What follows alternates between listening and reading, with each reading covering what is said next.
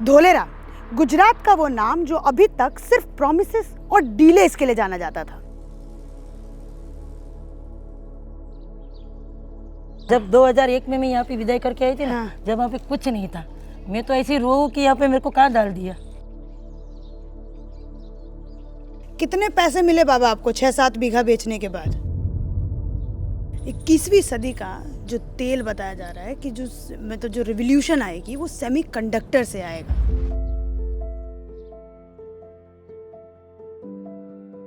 तो धोलेरा भारत का पहला ऐसा शहर है जिसमें नो पॉल्यूशन रहेगा, no water pollution, no noise pollution, no air pollution. Dholera में जो सेमीकंडक्टर की पहली फाउंड्री बन रही है, मुझे लगता है ये शुरुआत है। आज मैं एक ऐसी जगह खड़ी हूँ जहाँ 5 साल पहले कुछ भी नहीं था, सिर्फ नमक, सिर्फ रेत और सिर्फ सुनसान जमीन।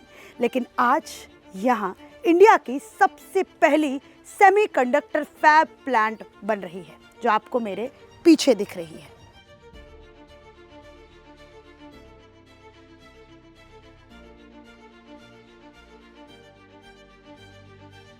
आज जो मैंने यहाँ पर डिस्कवर किया वो एक इंडस्ट्री की स्टोरी नहीं है, एक महिला, एक परिवार और एक नेशन की स्टोरी है। तो चलिए शुरू करते हैं।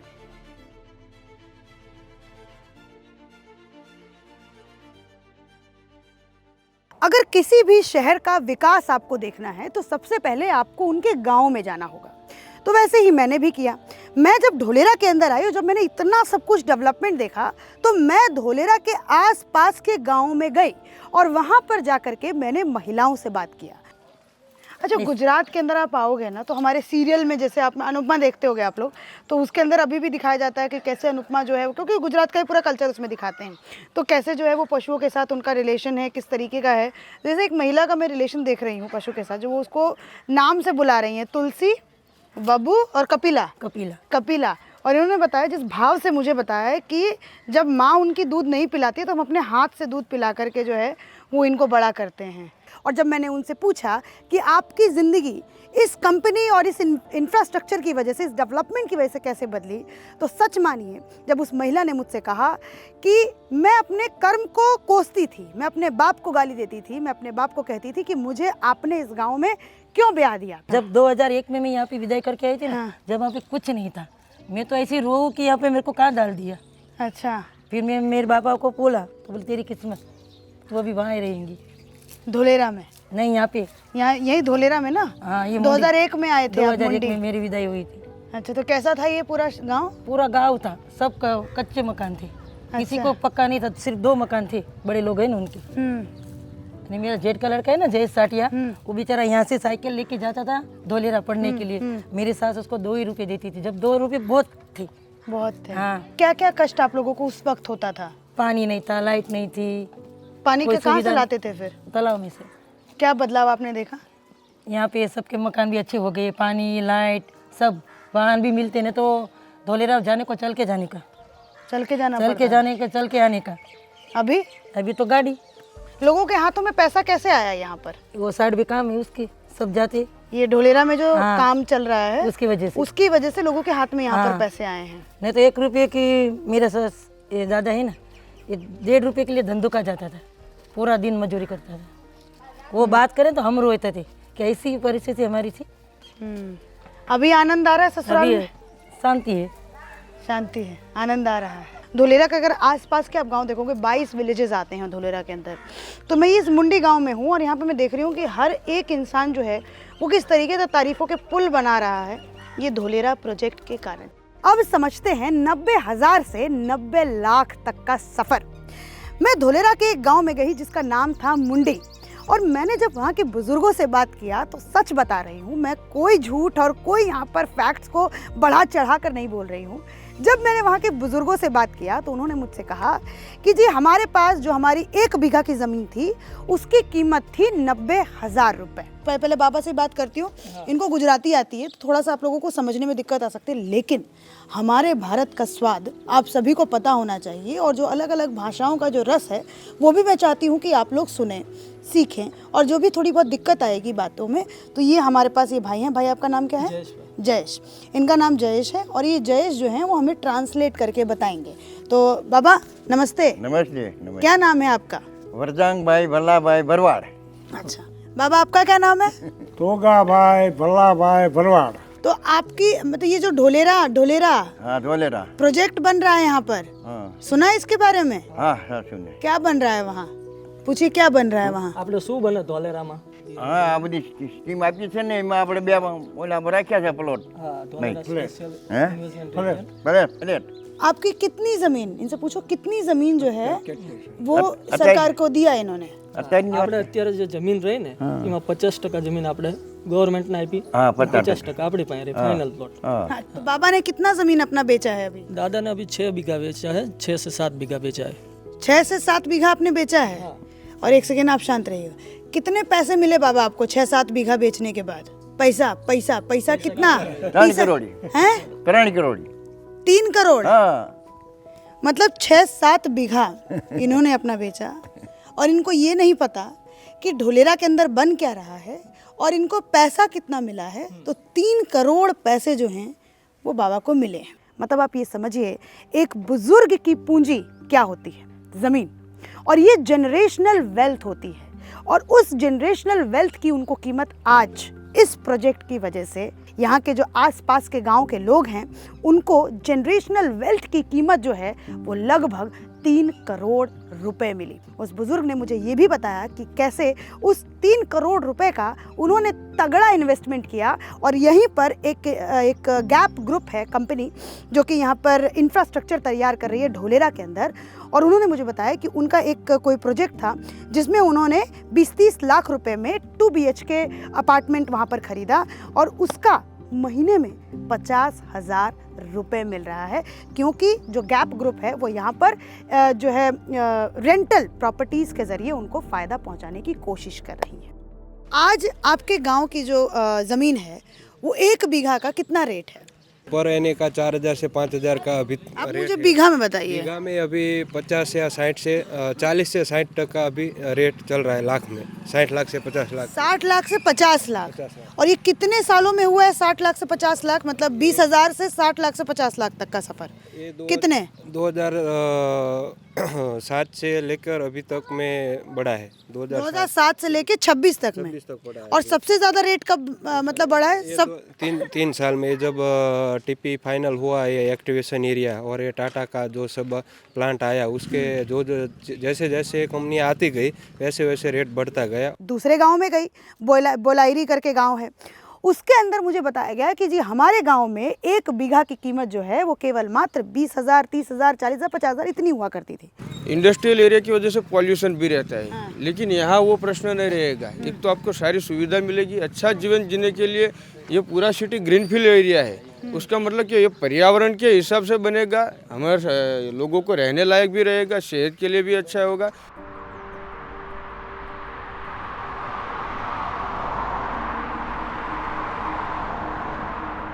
धुलेरा भारत का पहला ग्लोबल सिटी बन रहा है। हमने भारत के बाहर दूसरी साइड में गल्फ कंट्री को डेवलप होते हुए देखा हुआ है। Oman, Bahrain, Qatar, Dubai, Sharjah, Abu Dhabi, तो ये सारे सिटी बाद में बने और बेस्ट बने हुए हैं। ठीक है, भारत में इस टाइप का कोई भी सिटी अभी तक नहीं बना हुआ है। तो ये धुलेरा पहला शहर बन रहा है जो ग्रीन फील्ड स्मार्ट सिटी यानी ग्लोबल सिटी बन रहा है। अच्छा। उनकी तरीके से डेवलप किया जा रहा है इसको। इंडस्ट्रियल हब में पहली चीज क्या है कि नो पॉल्यूशन। लेकिन ये तो इंडस्ट्रियल इलाका है तो यहाँ पे पोल्यूशन कैसे इंडस्ट्री नहीं? को लेके हमारी पुरानी वाली जो सोच है कि वहाँ पे ट्रांसपोर्टेशन रहता है, धुआं रहता है, ये सब रहेगा, लेकिन यहाँ पे नॉन पॉल्यूशन वाली इंडस्ट्री ही आएंगी। क्या है खास इस शहर में? खास कई चीजें, जैसे भारत का पहला ऐसा शहर है जिसके अंदर में पॉपुलेशन फिक्स है। अच्छा। तभी तक भारत के किसी भी शहर में पॉपुलेशन फिक्स नहीं है। हमारा चंडीगढ़ और गांधीनगर भी बना है, वो भी केवल प्लांट सिटी बना हुआ है, स्मार्ट सिटी नहीं है। 4 वे कनेक्टिविटी है, भारत में अभी तक 4 वे कनेक्टिविटी वाला कोई भी शहर नहीं है।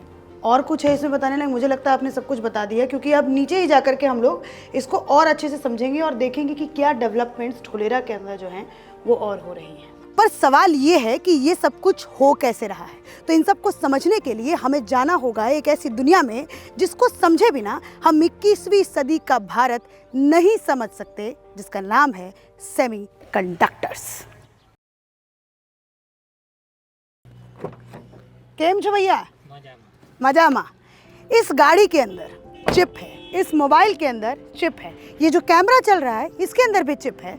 आपके घर में आप इस तरीके से समझिए, जो भी चीज़ ऑन और ऑफ हो रही है उन सब के अंदर एक चिप लगती है जिसका नाम है semiconductor. Tata semiconductor manufacturing private limited, जी, सेमीकंडक्टर मैन्युफैक्चरिंग हो रहा है यहाँ पर। क्या टाटा हो रहा है? के भारत के अंदर में सेमीकंडक्टर के टोटल 3 प्लांट आ रहे हैं। अच्छा, एक आसाम में आ रहा है 27,000 करोड़ का इन्वेस्टमेंट करके, हाँ। एक साणंद में आ रहा है 7.5 का जो करोड़ इन्वेस्ट करके, जी। एक धोलेरा में आ रहा है 91,000 करोड़ का इन्वेस्टमेंट करके। हाँ। तो तीनों प्लांटों में से बाकी के जो 2 प्लांट है वो असेंबल यूनिट है। अच्छा, ये पहला यूनिट है भारत का जो फैब यूनिट रहेगा, यानी कि अच्छा। यहाँ पे मैन्युफैक्चरिंग होगी चिप की। 91,000 करोड़, ध्यान से सुनिएगा, 91,000 करोड़ के इन्वेस्टमेंट के साथ टाटा ताइवान की एक कंपनी PSMC के साथ जॉइंट वेंचर करके यहाँ पर चिप कंडक्ट करेगी, यहाँ पर चिप बनाएगी। ये जो कंपनी है, ये जो प्लांट है वो 28 नैनोमीटर के सेमीकंडक्टर्स तैयार करेगी। आज दुनिया भर में जो सबसे ज़्यादा जिस साइज़ के सेमीकंडक्टर की मांग है वो है 28 नैनोमीटर। आपकी गाड़ियों में, डिफेंस एप्लीकेशंस में, स्मार्ट मीटर्स में, कंज्यूमर इलेक्ट्रॉनिक्स में 28 नैनोमीटर के सेमीकंडक्टर्स का ही इस्तेमाल होता है। और वही सेमीकंडक्टर जो है वो इस प्लांट के अंदर चाइना की एक कंपनी PSMC की मदद से बनाया जाएगा। इसके होने से इस सिटी के अंदर जो धोलेरा सिटी है, क्या असर पड़ेगा?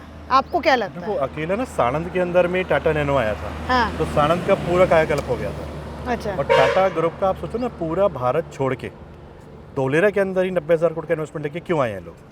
तो उसके पीछे कोई तो कारण होगा। ये सेमीकंडक्टर्स और चिप मॉडर्न सिविलाइजेशन की रीढ़ की हड्डी है। पर दुर्भाग्य हमारा ये है कि आज तक 21वीं सदी के भारत में सेमीकंडक्टर्स की मैन्युफैक्चरिंग यूनिट ही नहीं है। आज भी हम सेमीकंडक्टर्स के लिए दूसरे देशों पर 100% निर्भर हैं, जैसे China, Taiwan, south Korea. Covid आया, सप्लाई चेन पूरी तरीके से बंद हो गई।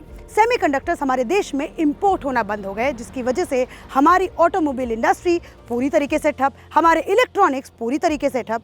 लेकिन आज जब हमारे देश के अंदर ये पहला सेमीकंडक्टर फैब प्लांट डला है, तो शायद इससे हमारे देश में सेमीकंडक्टर्स की जो निर्भरता दूसरे देशों के ऊपर है वो शायद कम हो सकती है। अच्छा भैया, जो एक मिथ चलता है यहाँ पे धोलेरा के बारे में, जब जैसे मैं दिल्ली में या फिर मैं बाहर जैसे सुनती हूँ कि मतलब ऐसा प्रोजेक्ट है कि जिसको सोच करके वो छोड़ दिया गया, ठीक है, ये फेल्ड प्रोजेक्ट, जैसे कि लवासा सिटी पूना, फिर उसके बाद अमरावती आंध्र प्रदेश, तो उस तरीके से कंपेयर किया जाता है धोलेरा को।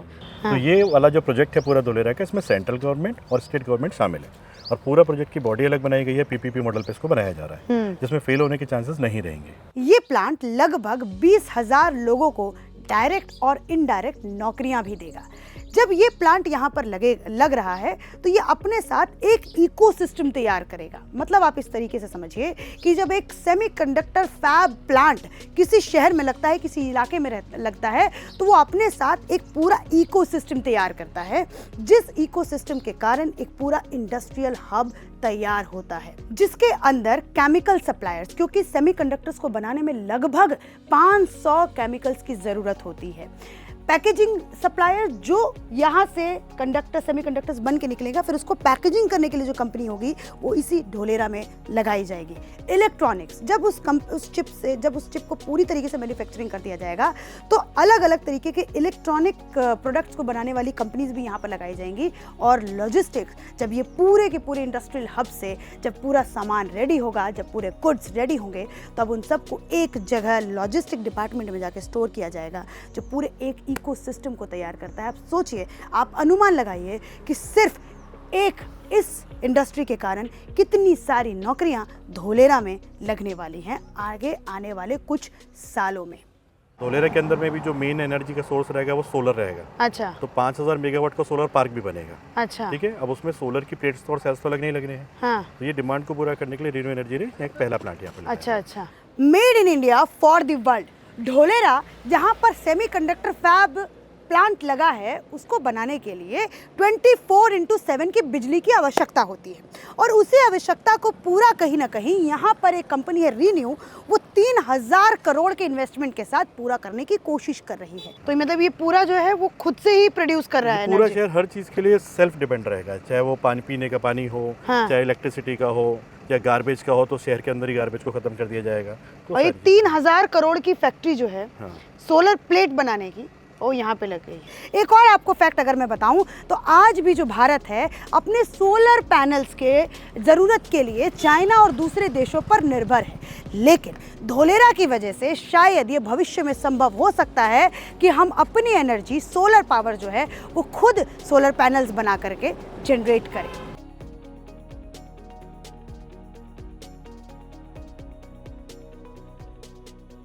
मैंने वीडियोस में बहुत देखा कि यहाँ तो पानी था नहीं धोलेरा में, नहीं था।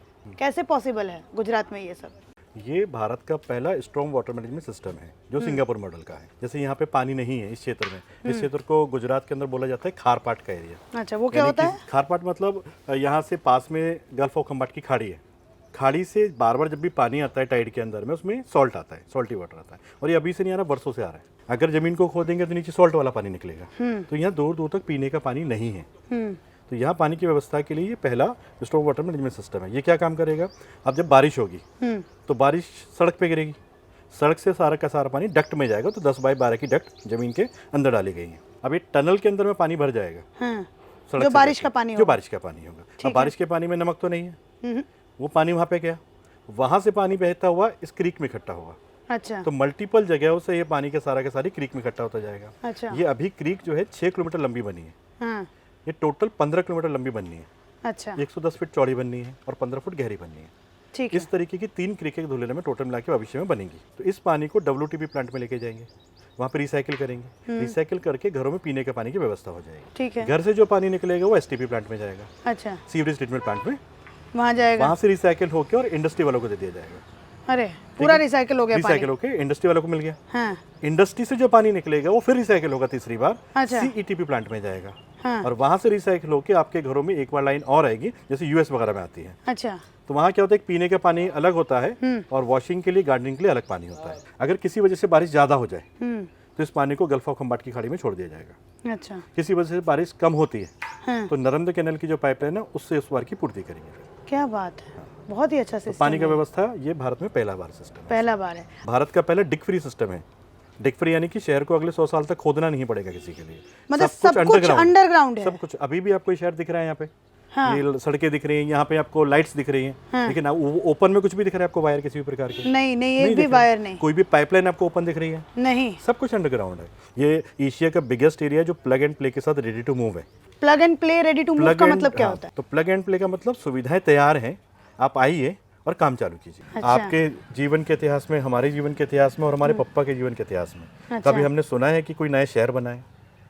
एरिया डेवलप्ड होते हैं, जैसे न्यू चंडीगढ़, नोएडा एक्सटेंशन, नई दिल्ली, नई मुंबई, है ना, नया रायपुर, न्यू गुड़गांव, ये सब एरिया एक्सटेंड हुए। लेकिन हमने भारत में पहली बार कोई शहर बनते हुए देखा है।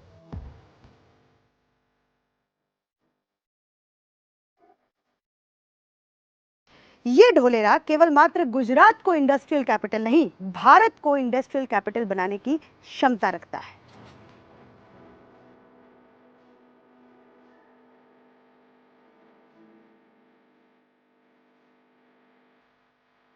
तो इन सब चीज़ों को देख करके क्या यहाँ पर बड़े बड़े इन्वेस्टर्स भी आ रहे हैं इन्वेस्ट करने के लिए?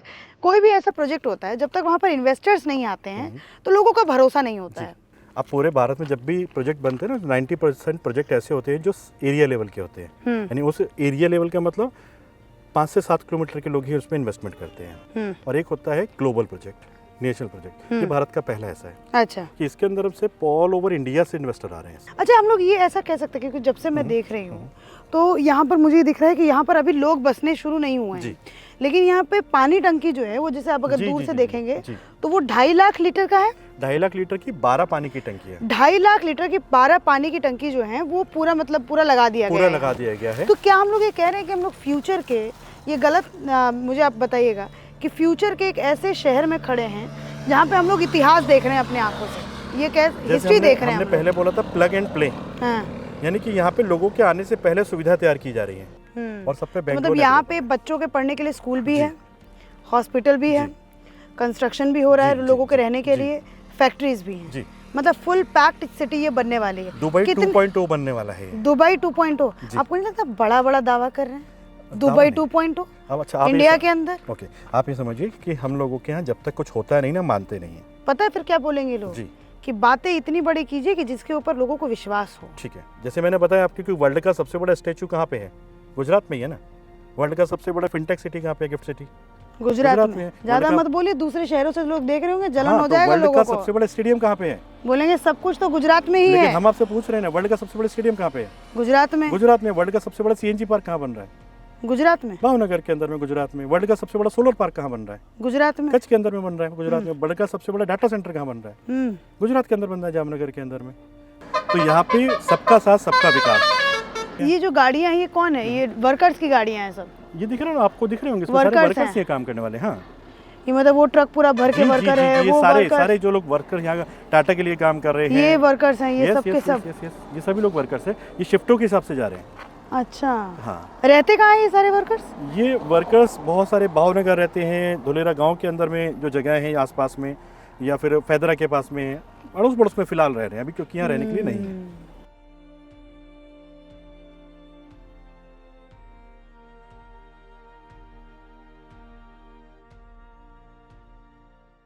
अब बात करते हैं उस ग्रुप की जो ढोलेरा का इंफ्रास्ट्रक्चर बिल्ड कर रही है, गैप ग्रुप। आप लोगों ने डीएलएफ का नाम सुना होगा, आप लोगों ने गौर का नाम सुना होगा, जिन्होंने गुड़गांव और नोएडा सिटी बनाई।